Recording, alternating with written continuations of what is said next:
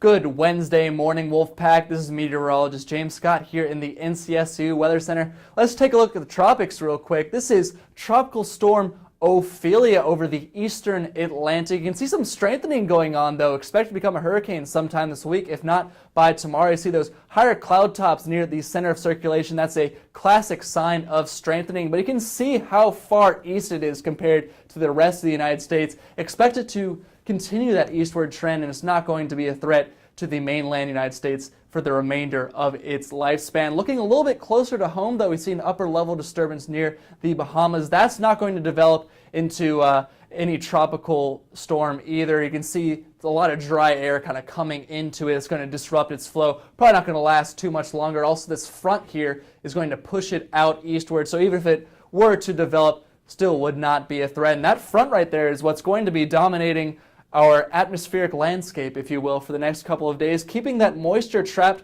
from Nate all the way back to earlier this week. It's going to keep that moisture right over the Carolinas. So over the past couple of days, you've noticed heat indices well into the 90s for mid-October. That's crazy.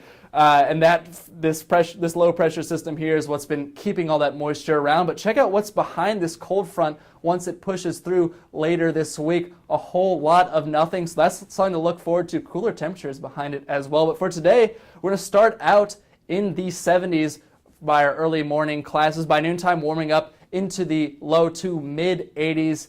Once again, mid-October, low to mid 80s. Heat indices well into the 90s.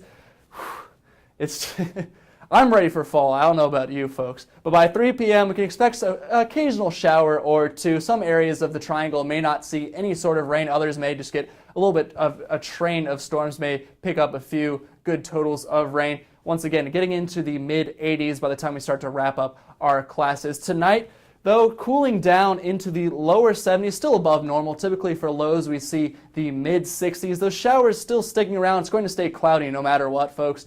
And those winds will be light, but check out tomorrow. That front's going to start to push through. Maybe an occasional shower here or there, probably less likely than we've seen over the past couple of days. And check out this high. That's more like it. That's fall right there. That is fall, mid-70s. Fall returns, maybe a few showers or two early on, maybe early afternoon at the latest, but it's going to be absolutely gorgeous for the rest of the day. Winds to the northeast at 5 to 10 miles an hour. See that cooling trend continue through Thursday, but that's about it as we warm back up into the 80s by Saturday. But there's a difference here. On Saturday, it's going to be a dry 80. It's actually going to feel like 80. It's going to be beautiful outside as well. Maybe catch the Pitt game. We are playing at Pittsburgh away. So go over to a friend's house, have a beer if you're legal.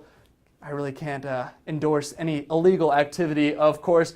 If you're underage, of course, you can enjoy a good old American burger. Watch us beat the Pittsburgh Panthers noon on Saturday. Sunday looking absolutely gorgeous as well with a high of 84 degrees. Lows mostly in the 60s from Thursday onward.